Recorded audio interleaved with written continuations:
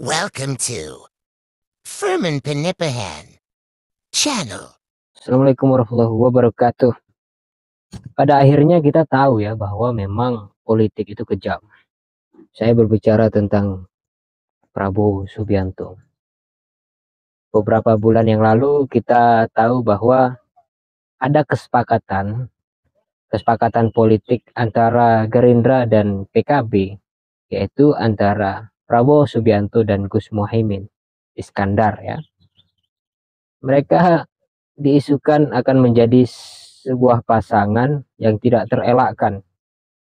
Tapi ternyata sayang sekali beberapa minggu yang lalu kita saksikan juga bahwa Prabowo Subianto menyatakan dengan sangat jelas ketika dia diundang oleh Mata Najwa ya, Najwa Shihab di acara Mata Najwa. Prabowo ternyata masih mengharapkan Ganjar Pranowo sebagai wakil presiden. Tentu bukan tanpa alasan, itu pasti karena cawe-cawenya Joko Widodo di belakang mereka gitu.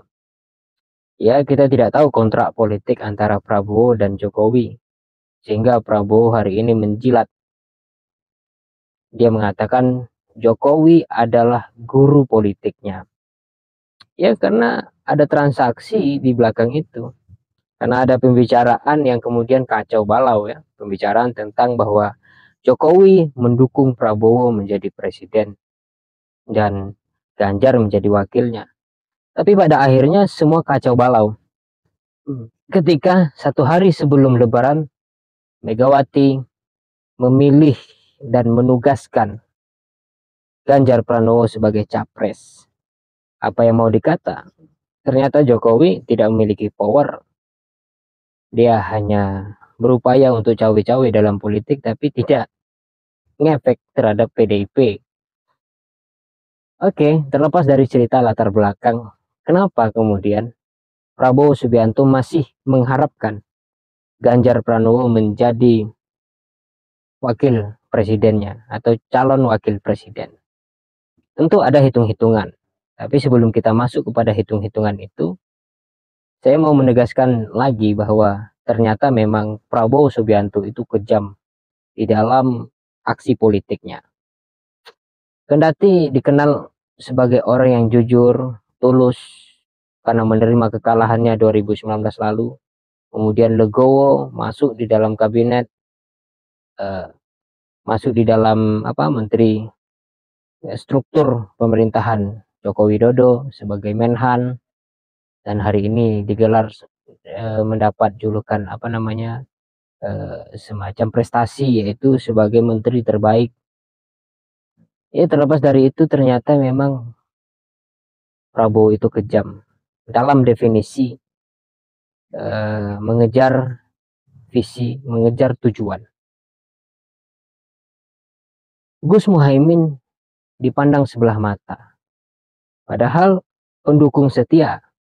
Bahkan sebelum Anies Baswedan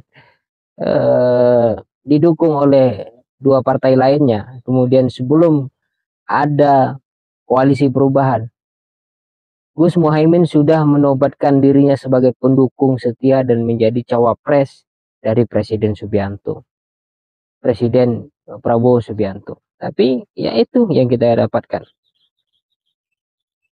Ilmu politik Prabowo ternyata yang dikatakannya dapat dari Pak Jokowi itu terlihat jelas ya.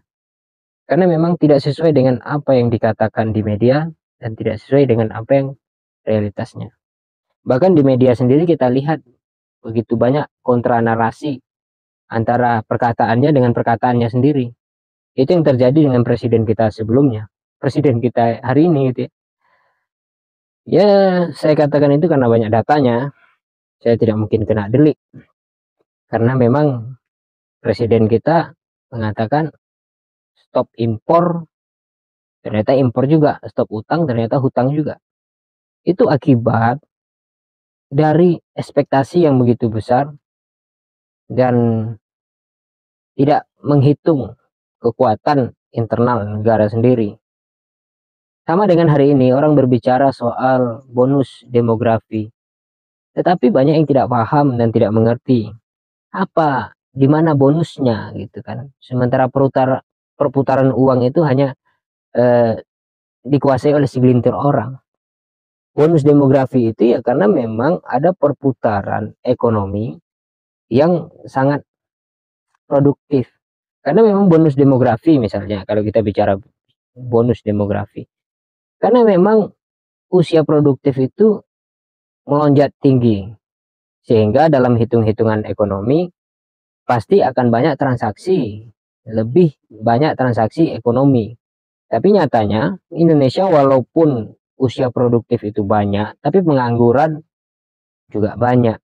Sehingga tidak ngefek jika pertumbuhan manusia, bukan pertumbuhan ekonominya, pertumbuhan manusianya banyak tapi tidak terfasilitasi. Nah itu ini kan yang dibicarakan juga oleh Joko Widodo dan kemungkinan akan dibicarakan juga oleh Prabowo Subianto sebagai muridnya. Itu saja sebenarnya saya ingin menyampaikan bahwa ternyata Prabowo Subianto itu kejam di dalam politik. Kendati dia mengatakan, ya saya orangnya apa adanya dan menyampaikan apa adanya, saya ikhlas menerima semua. Itu yang sering kita dengar. Bahkan sebenarnya ada satu cuplikan yang menarik dan saya tertarik dengan cuplikan itu. Ungkapan dari Prabowo bahwa dia tidak pernah berupaya menunjukkan kesedihannya, dan bahkan dia berupaya selalu terus-menerus untuk menutup kesedihannya. Kenapa begitu? Kata Prabowo, karena kesedihan itu tidak bisa membawa banyak orang, tidak bisa menularkan kesedihan. Itu artinya kita menularkan sakit, rasa sakit. Tapi yang diupayakan terus-menerus seorang prajurit, kata Prabowo, adalah kita harus tetap gembira, karena pemimpin itu harus gembira. Kalau kita gembira, orang banyak ikut bergembira, ikut senyum, karena itu menular. Tadinya saya kagum, tapi pada akhirnya melihat sikap politiknya yang begitu kejam. Bahkan sampai hari ini Gus Muhaimin itu dianggap sebagai, ya nggak tahu ya. Tapi saya akan membayangkan bagaimana kemudian jika Gus Muhaimin berpindah haluan ke koalisi perubahan. Apa yang akan terjadi? Itu yang kita akan bicarakan selanjutnya. Terima kasih.